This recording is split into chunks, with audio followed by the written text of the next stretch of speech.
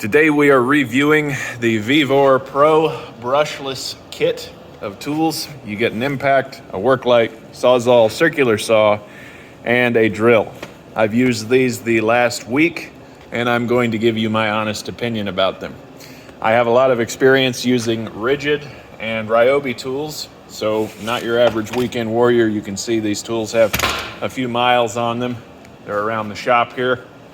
So I think that gives me some safe authority. I'm not your average weekend warrior who, puts a hinge on a door or puts the slat back on his little fence and then holsters the tool and stands there with his hands on his hips.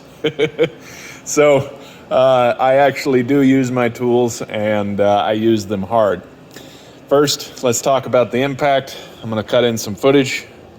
All right, I've already drilled 4 holes with this, with the impactable step bit, the quick attach one. You can see it there. It's that 1/8 inch material. I'm doing this with my left hand, so I'm not going to be super coordinated.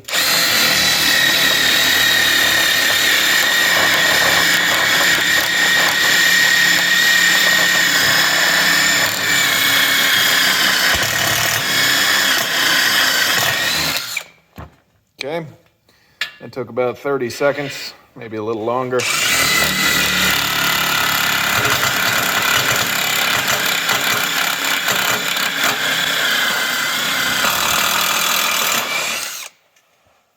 Okay.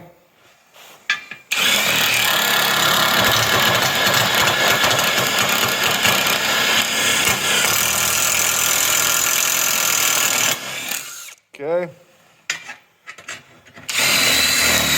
I think we're going to be the only review that's actually done a little bit of work with these tools.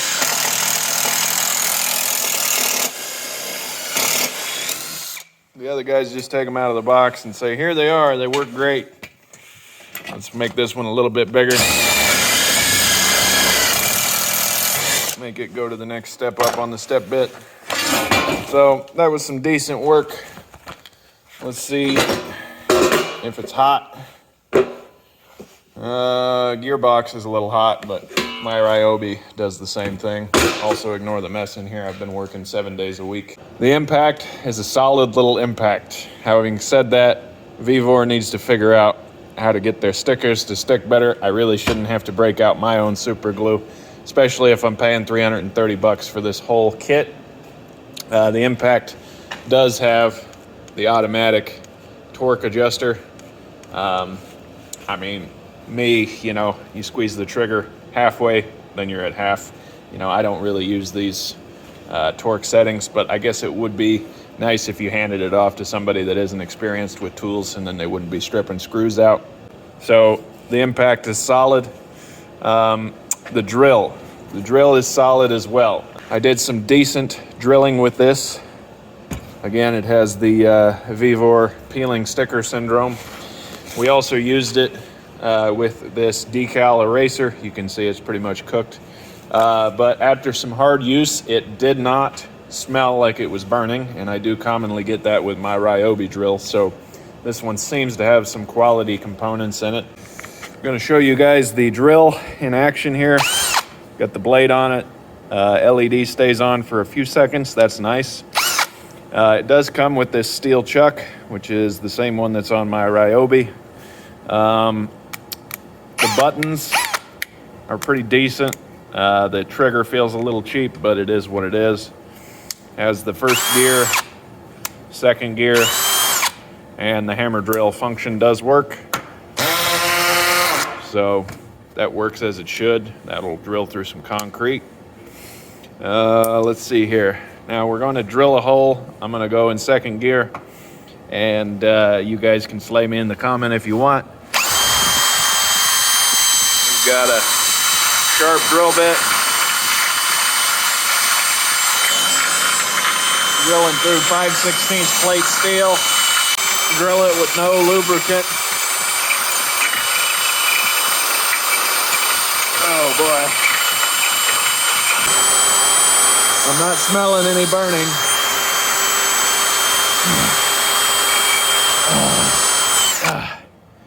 I think there's angle iron under there. Yep, I'm drilling through the angle iron too. So we're drilling through about a 1/2 inch of steel actually. There we go. Yeah, smell it here. Yeah, I don't smell any burning. My Ryobi would have started stinking a little bit, and the drill is still cool. So drill is definitely of pretty decent quality. I can dig it. It also had a handle that you put on there, but I never used those, so that's nice. Now we're going to talk about the Sawzall. It's okay. It's okay. It is solid built. I did do some hard cutting with this. I'm going to cut in some footage of that. I'm going to show you guys the Sawzall now. I mean, it just, I don't know, feels a little hollow. Definitely not the highest quality you can buy, but it is what it is. Let's cut up this pallet here. See, that's what I'm talking about. It'll stop if you're doing some hard cutting. Yeah, we cut through that pallet, easy peasy. Okay, we've got some treated 2x3. It's from an old pallet. Cut this up.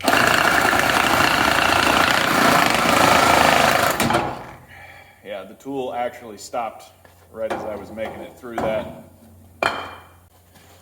We have some pretty dense 3x3 here.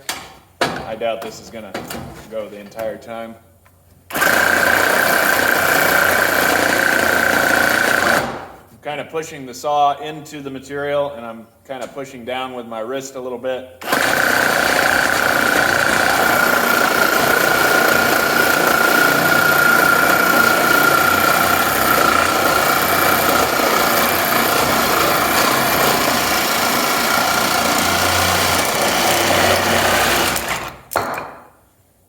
You can see that's some pretty dense stuff that we were cutting through.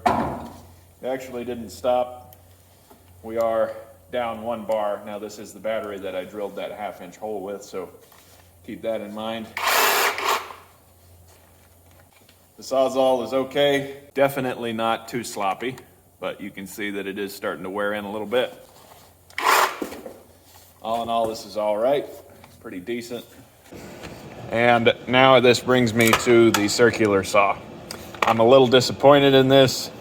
It cuts. It does have some good weight to it.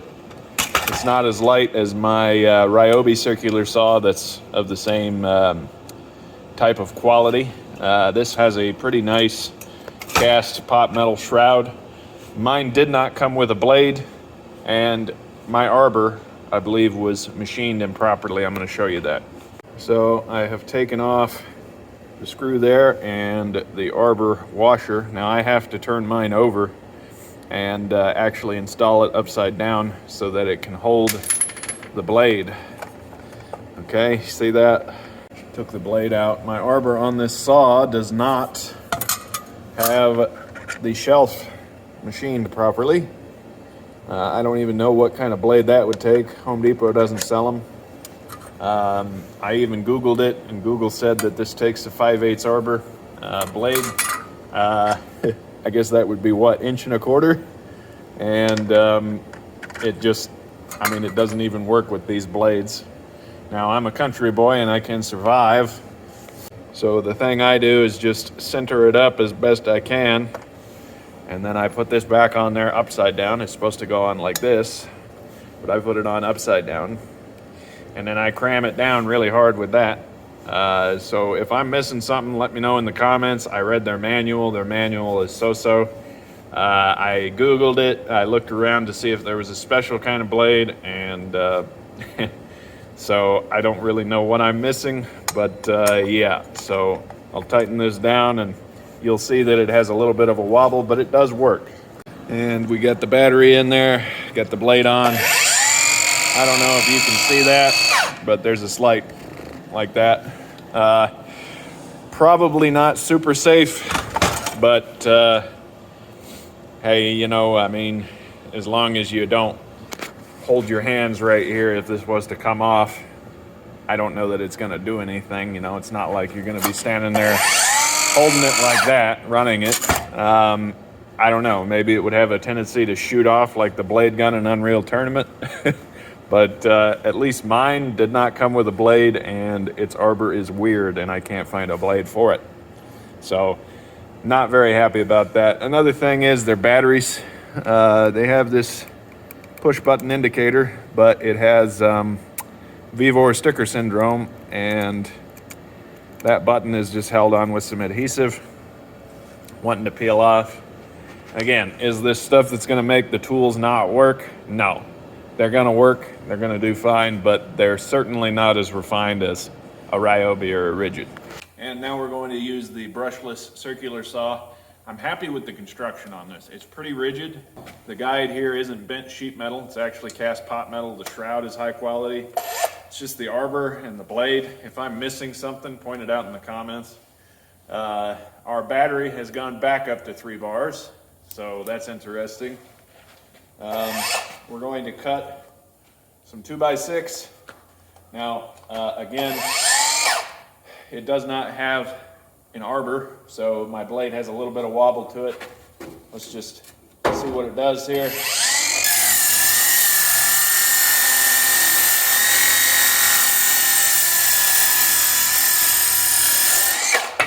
Okay, you definitely want to take your time with it. You don't want to push it through too fast. I heard it lugging a little bit there. Let's do it one more time.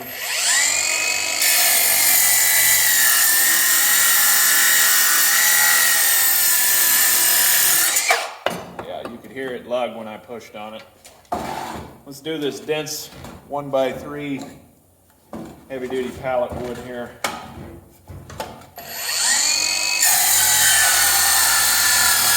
That's cutting in full depth. Yeah, it cut through that just fine. Definitely any machine is going to be helped by a fresh blade. That's a brand new Diablo blade. So cramming this bolt down and making sure it's on there tight. But not having an arbor is not a problem, so just check it every once in a while. And don't stand there and hold it like this, because if it does loosen up, then it may fly out. You know, if this is going to come loose, it's going to happen when you're cutting with it. So I doubt the blade is going to go anywhere, but don't take my word for it.